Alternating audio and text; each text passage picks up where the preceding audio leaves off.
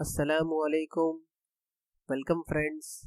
Welcome my dear students and welcome to second year.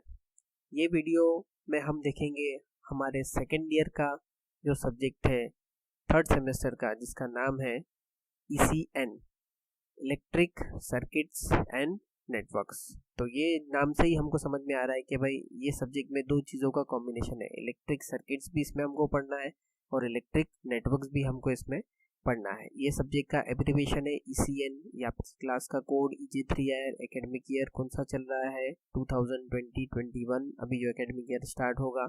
और ये है उसका सब्जेक्ट कोड 22330। 22 जो है वो आई स्कीम के हर सब्जेक्ट की सीरीज उन्होंने दिया है, और 3 जो है 22 के बाद वाला जो 3 है ये आपके सेमेस्टर को इंडिकेट करता है। अगर आप नेक्स्ट सेमेस्टर में जब आप जाएंगे तो वो फोर्थ सेमेस्टर में 4 हो जाएगा, ठीक है। और ये 30 जो है ये आपके कोर्स जो है इलेक्ट्रॉनिक्स एंड टेलीकम्युनिकेशन, उस कोर्स का सीरीज का नंबर है, ठीक है। तो ये वीडियो में हम क्या क्या देखेंगे, हम देखेंगे कि भाई ये सब्जेक्ट के ECN जो सब्जेक्ट है हमारा, उसके कोर्स आउटकम क्या है। कोर्स आउटकम्स यानी क्या होता है कि भाई ये सब्जेक्ट पढ़ने के बाद ECN जो है इलेक्ट्रिक सर्किट्स और इलेक्ट्रिक नेटवर्क्स पढ़ने के बाद आपके अंदर क्या क्या कॉम्पिटेंसी, आपके अंदर क्या क्या स्किल्स डेवलप होने चाहिए, उसको क्या कहते हैं, कोर्स आउटकम कहते हैं।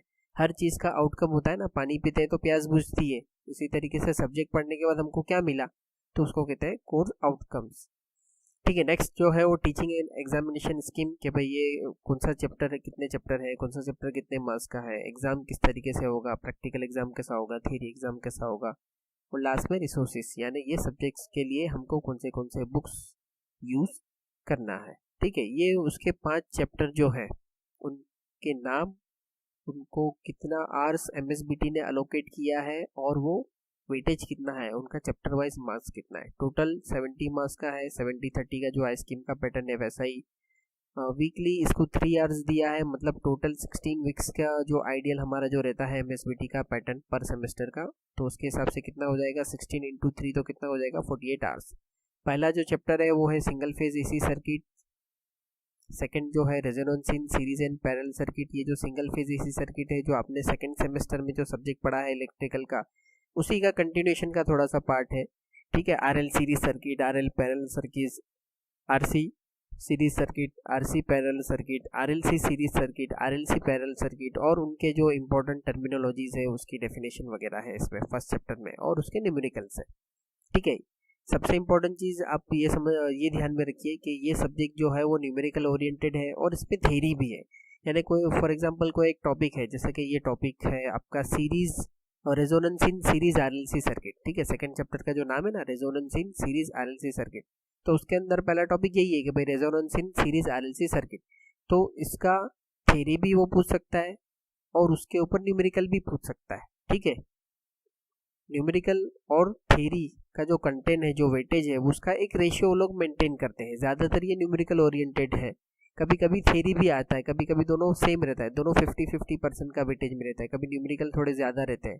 तो ये लास्ट वाले जो चैप्टर्स जो है नेटवर्क थ्योरम्स, हर टॉपिक इसमें ऐसा ही है। 5 चैप्टर के जो टॉपिक्स है वो ऐसा ही है कि उसका थ्योरी भी एग्जाम में आ सकता है, उसके न्यूमेरिकल भी एग्जाम में आ सकते हैं। तो हमको दोनों तरीके से तैयारी करनी है। तो पहले हम यहाँ पर हम शुरू करते हैं हमारे CO से, कोर्स आउटकम्स जो है इस सब्जेक्ट के, उससे हम स्टार्ट करते हैं, ठीक है। यहाँ पर ये चैप्टर वाइज मार्क्स और वेटेज दिया है। हर चैप्टर का देखिए वेटेज अच्छा खासा है, 14 पहले तीनों चैप्टर का वेटेज जो है। और उसके बाद नेटवर्क थ्योरम्स जो है वो 18 मार्क्स का है। फिर टू पोर्ट नेटवर्क जो है लास्ट चैप्टर वो 10 मार्क्स का है, ठीक है। तो 10, 10, 10, 12 और 6 इस तरीके से 48 आवर्स है। रिसोर्सेज में इंशाल्लाह आपको नोट्स प्रोवाइड किए जाएंगे। मैं टॉपिक के साथ आपको बताते जाऊंगा कि ये टॉपिक आप कहाँ से रिफ़र कर सकते हैं और डिटेल के लिए, ठीक है। तो ये है इसका सिलेबस जो MSBT ने हमको प्रोवाइड किया है, ठीक है। यहाँ पर आपका सेमेस्टर लिखा हुआ है, आपके सब्जेक्ट का नाम है, उसका सब्जेक्ट कोड है। आइए सबसे पहले हम इसके COs देख लेते हैं, ठीक है। पहले 5 चैप्टर है टोटल, और हर एक चैप्टर से रिलेटेड एक एक उसने CO दिया है। तो फर्स्ट चैप्टर जो था हमारा सिंगल फेज AC सर्किट, यहाँ पे उसका नाम लिखा हुआ है ना, सिंगल फेज AC सर्किट, वो चैप्टर का जो CO है, कोर्स आउटकम्स जो है वो क्या है, check the working of single phase AC circuit. यानी जितने भी सिंगल फेज AC सर्किट है उसका वर्किंग हमको चेक करने आना चाहिए, ठीक है। AC circuits, single phase AC circuits वाले अप्लाइंसेस बहुत सारे हम घर में यूज़ करते हैं, हमारा फ़ैन है, ट्यूबलाइट है, वो सब सिंगल फेज पे ही चलता है, ठीक है। सेकंड जो है वो check the resonance condition of electronic circuits, यानी रेजोनेंस कंडीशन जो है उसको चेक करना है हमको अलग अलग सर्किट के लिए। पहले तो सिर्फ सिंगल फेज के ऊपर जो सर्किट चलते हैं उसको चेक करने हमको आना चाहिए, फिर इलेक्ट्रिकल या इलेक्ट्रॉनिक सर्किट की रेजोनेंस कंडीशन हमको चेक करने आना चाहिए। तो रेजोनेंस कंडीशन क्या है, रेजोनेंस किसको कहते हैं, वो कब होता है, कब नहीं होता है, और होता है तो उसका इफेक्ट क्या होता है, तो ये सब ये सेकेंड चैप्टर में हम पढ़ेंगे। तो सेकेंड CO उसके रिगार्डिंग है। थर्ड चैप्टर जो है हमारा, यहाँ पे नाम लिखा हुआ है प्रिंसिपल ऑफ सर्किट एनालिसिस, ठीक है। तो यहाँ पर चेक द, अब ये देखो चैप्टर का नाम जो क्या है, नाम जो है वो क्या है, प्रिंसिपल ऑफ सर्किट एनालिसिस, यानी सर्किट को एनालाइज करने के लिए उसके क्या प्रिंसिपल है। तो बेसिक दो प्रिंसिपल है, KCL और KVL, Kirchhoff current law and Kirchhoff voltage law. तो वो CO को ध्यान में रख, उसका CO क्या है, check the functionality using the principle of circuit analysis, ठीक है। सर्किट को हमको यहाँ पर सर्किट की फंक्शनलिटी को चेक करना है सर्किट एनालिसिस मेथड के। अब हर जगह देखो सर्किट वर्ड है, यहाँ पे भी सर्किट वर्ड है, यहाँ पे भी सर्किट वर्ड है, यहाँ पे भी चेक है, यहाँ पे भी चेक है, सब तरफ हम क्या कर रहे हैं, तीनों भी क्या है, चेकिंग ही कर रहे हैं। किसकी चेकिंग कर रहे हैं हम, सर्किट्स की चेकिंग कर रहे हैं, मगर ये जो मेथड्स है वो सब अलग अलग है। यहाँ पर सप्लाई के टर्म्स में है, ठीक है, कि भाई सप्लाई दो तरीके के सप्लाई होते हैं, सिंगल फेज और 3 फेज। तो सिंगल फेज सप्लाई पे अगर कोई सर्किट चलता है, अगर कोई डिवाइस चल रहा है, तो उसको हम किस तरीके से चेक करें। दूसरा, उसके अंदर कंपोनेंट जो रहते हैं, खास करके इंडक्टर और कैपेसिटर, तो उसमें रेजोनेंस कंडीशन आती है। तो वो रेजोनेंस के कंडीशन पे वो सर्किट का बिहेवियर कैसा है, और जब वो फंक्शन करता है वो सर्किट, वो डिवाइस, तो उस टाइम पे उसका फंक्शन, उसका एनालिसिस कैसा है, उसको चेक करना है, ठीक है। तो ये सब चेकिंग वाले हैं, यानी ट्रबल शूटिंग कहते हैं इसको टेक्निकल लैंग्वेज में, ठीक है। फोर्थ चैप्टर का जो CO है वो क्या है, फोर्थ चैप्टर का क्या नाम है, नेटवर्क थ्योरम्स। यहाँ पर हम अलग अलग नेटवर्क्स पढ़ेंगे, तो वो नेटवर्क का क्या इस्तेमाल है। तो जब सर्किट बहुत ज़्यादा कॉम्प्लेक्स हो जाता है, बहुत क्रिटिकल हो जाता है, तो ये बहुत सारे मेथड्स जो है चेकिंग के, वो हम वहाँ पर अप्लाई नहीं कर सकते। तो इसके लिए उन्होंने एक अल्टरनेट मेथड्स निकाले, तो वो मेथड्स को क्या कहते हैं, नेटवर्क थ्योरम्स कहते हैं। उसमें अलग अलग साइंटिस्ट ने अलग अलग मेथड से थ्योरम्स बनाए, और वो थ्योरम्स का उन्होंने क्या किया कि पूरे कॉम्प्लेक्स नेटवर्क को, पूरे कॉम्प्लेक्स सर्किट को उन्होंने डिराइव्ड करके एक सिंपल सर्किट में लेके आए, और उसको उन्होंने एनालाइज करके बताया कि भाई इसमें कितना पावर चाहिए, कितना करंट चाहिए, कितना वोल्टेज चाहिए, कितने सप्लाई चाहिए, बहुत सारी चीज़ें, ठीक है। तो use network theorems to determine the various parameters in circuits, ठीक है। Use network theorems to determine, क्या पता चलेगा हमको, क्या हम डिटरमाइन करेंगे, various parameters in circuit, circuit के जो अलग अलग पैरामीटर्स है वो हम उसमें फाइनलाइज करेंगे। अब कभी कभी ये होता है कि ये नेटवर्क से भी बहुत सारे कॉम्प्लेक्स नेटवर्क सॉल्व नहीं होते, यानी नेटवर्क ही इतना क्रिटिकल हो जाता है, तो उस पूरे नेटवर्क को हम एक एक स्क्वायर बॉक्स बना के उसको हम रिप्रेजेंट करते हैं, उसमें इनपुट साइड बताते हैं, उसमें आउटपुट साइड बताते हैं। तो वो बॉक्स जो है वो क्या बन जाता है, उसको हम कहते हैं फिर 2 पोर्ट नेटवर्क। तो ये भी एक मेथड है जिसको हम यूज़ करके, use 2 port networks to determine circuit parameters. देखो सेम है ना, यहाँ पर क्या है, डिटरमाइन वेरियस पैरामीटर्स और सर्किट पैरामीटर्स, बात एक ही है, मेथड्स अलग अलग है, यानी कितने अलग अलग मेथड्स हैं जिससे हम सर्किट को एनालाइज कर सकते हैं। तो उसके सप्लाई से हम एनालाइज कर सकते हैं, सिंगल फेज से, उसकी रेजोनेंस कंडीशन से, अलग अलग सर्किट एनालिसिस के मेथड से। जब सर्किट बहुत कॉम्प्लेक्स हो जाता है तो उसको नेटवर्क थ्योरम्स यूज़ करते हैं, उस सर्किट को सिंप्लीफाई करते हैं, और अगर उससे भी ना हो सके तो उसको एक बॉक्स के फॉर्म में बनाकर हम उसके पैरामीटर्स को वेरीफाई करते हैं, जिसको 2 पोर्ट नेटवर्क कहते हैं, ठीक है। बात समझ में आ रही है। तो ये आपके COs है 5 चैप्टर के। तो आपको चेकिंग और अलग अलग थ्योरम्स यूज़ करके आपको कोई भी सर्किट दिया जाए तो आपको उसको एनालाइज करने आना चाहिए, उसके अलग अलग parameters, current, voltage, particular current कितना है, पर्टिकुलर टोटल करंट कितना है, कितना पावर कंजप्शन करेगा, पावर वेस्ट कितना होगा, एक्चुअल पावर कितना जा रहा है, इसको ट्रू पावर कहते हैं, अपेरेंट पावर कहते हैं, ये सब आएगा आगे कंटिन्यूएशन में। तो ये सब आपको एनालाइज करने आना चाहिए, ठीक है। अब आगे चलते हैं हम teaching and examination scheme. Theory lecture जो है वो पर भी कितने हैं, 3 घंटा, 2 घंटा उसने क्या दिया है, ट्यूटोरियल दिया है, यानी 3 + 2 5 आवर्स हो जाएगा, ठीक है। यहाँ पर सिलेबस में मैंने आपको जो बताया था उसमें क्या था, उसमें पर वीक उन्होंने 3 घंटा दिया है, तो 16 इंटू 3 48 आवर्स उसके हिसाब से होता है। मगर यहाँ पर ट्यूटोरियल का हमने वहाँ पर कैलकुलेट नहीं किया था, यहाँ पर ट्यूटोरियल भी दिया हुआ है, ठीक है। न्यूमेरिकल ओरिएंटेड सब्जेक्ट है तो इसमें ट्यूटोरियल की ज़रूरत पड़ती है। बच्चों को प्रॉब्लम्स देते हैं, बच्चे सॉल्व करते हैं, उनकी डिफिकल्टी आती है प्रॉब्लम सॉल्व करने के टाइम पर, तो उसको रिजॉल्व किया जाता है। तो इसके लिए ट्यूटोरियल के 2 घंटे दिए रहते हैं। तो इस तरीके से टोटल 5 आवर्स का सब्जेक्ट हो जाता है। थ्योरी का जो एग्जामिनेशन स्कीम है वो कैसा है, वही 70-30 का रेशियो है।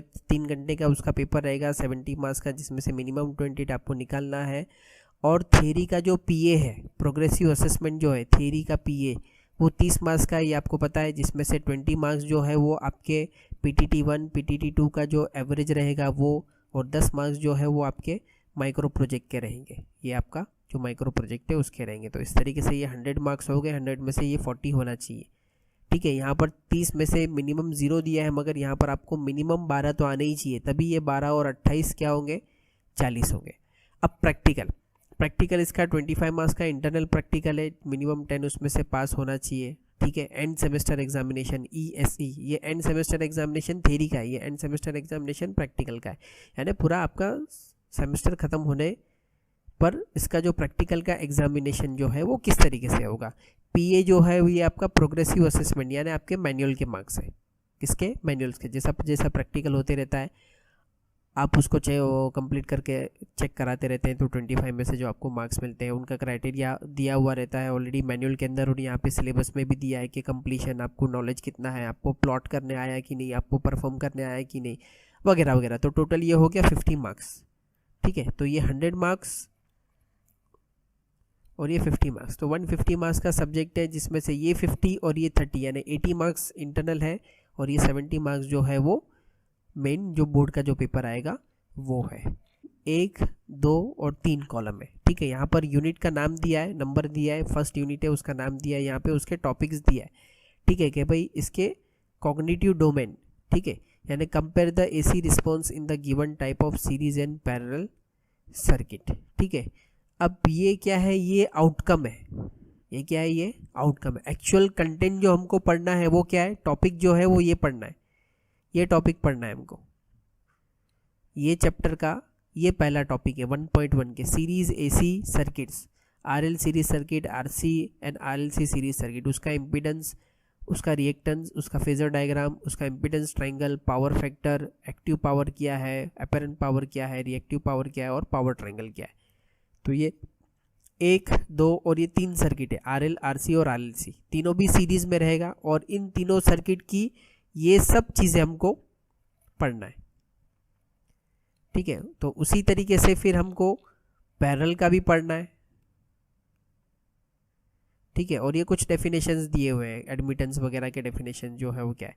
तो हर टॉपिक के सामने उसका आउटकम दिया हुआ है, ठीक है। यानी ये टॉपिक पढ़ने के बाद आपको क्या आना चाहिए, तो कंपेयर करने आना चाहिए, compare the AC response in the given type of series and parallel circuit.